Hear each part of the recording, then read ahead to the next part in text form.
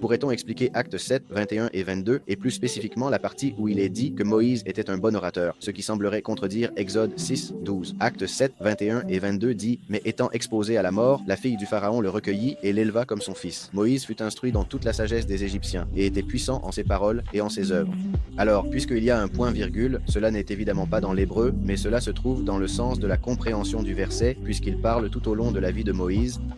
Moïse a été instruit dans toute la sagesse des Égyptiens, c'est vrai, puisqu'il a été élevé avec le Pharaon, comme le dit ici la fille du Pharaon, mais être instruit dans quelque chose ne signifie pas nécessairement savoir l'exprimer, d'une part, parce que c'est plus ou moins ce à quoi vous faites référence avec la question, ou ce qui semble contradictoire.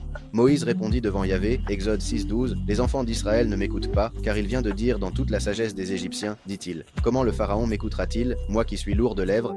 Maintenant, d'un côté, si nous le voyons comme si je ne pouvais pas parler, on peut comprendre que, je répète, avoir de la sagesse ne signifie pas nécessairement avoir la capacité de l'exprimer. Mais d'un autre côté, rappelons-nous que comme je l'ai dit tout à l'heure, Moïse était l'homme le plus humble. Alors cela peut aussi faire partie de la raison pour laquelle il dirait « Comment vais-je parler s'il y a de meilleurs orateurs ?» En tant que personne humble, il penserait ou parlerait très probablement ainsi.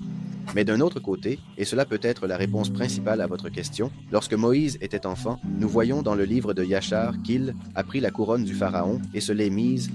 Et les sages du Pharaon dirent, « C'est un signe qu'il va vous enlever le royaume, alors nous devrions le tuer. » Alors Yahvé envoya un malage comme un serviteur du Pharaon et lui dit, « Que pensez-vous de faire un test pour ne pas tuer un enfant innocent? Peut-être qu'il a pris la couronne sans savoir ce qu'il faisait. Alors mettons devant lui un charbon ardent et une pierre précieuse qui ressemble au charbon ardent en couleur. S'il prend le charbon ardent, nous réaliserons qu'il ne savait pas ce qu'il faisait.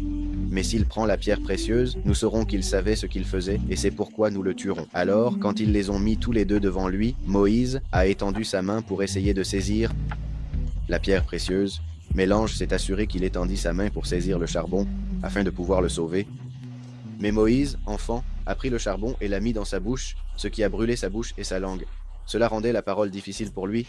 Alors, je suis lourd de lèvres, ce qui indiquerait qu'à cause de ce problème qu'il avait à la langue, il avait du mal à parler. Donc, même s'il pouvait avoir la sagesse nécessaire pour s'exprimer, cela ne sonnerait pas de la meilleure manière. Cela ne sonnerait pas comme beaucoup de gens s'y attendraient peut-être. Un orateur, ayant toutes les capacités dans sa bouche, avec sa langue et autres. C'est pourquoi Yahvé lui dit « Mais j'ai fait le muet », comme pour dire « S'il fallait le guérir de quelque chose, je peux le guérir, c'est le moindre des soucis, et c'est pour cela que je l'ai choisi. » D'autre part, on parle aussi du fait que Moïse, au début, c'est-à-dire sans rien lui enlever, mais en le reliant à ce que vous demandez, peut être vu comme un progrès, à travers les 5 livres de la Torah. Et quand on arrive à Deutéronome de Barim, qui est le résumé des 4 premiers livres, on peut voir une oratoire beaucoup plus profonde de la part de Moïse. Comme si l'expérience l'avait déjà amené à devenir un meilleur orateur, il dit, étant exposé à la mort, la fille du Pharaon le recueillit et l'éleva comme son fils. Moïse fut instruit dans toute la sagesse des Égyptiens et était puissant dans ses paroles et ses œuvres. Une fois que Yahvé l'a choisi, il le rend puissant en paroles et en œuvres, car il disait, et cela se produisait. Les plaies survenaient et tout le reste qui s'est passé dans l'Exode,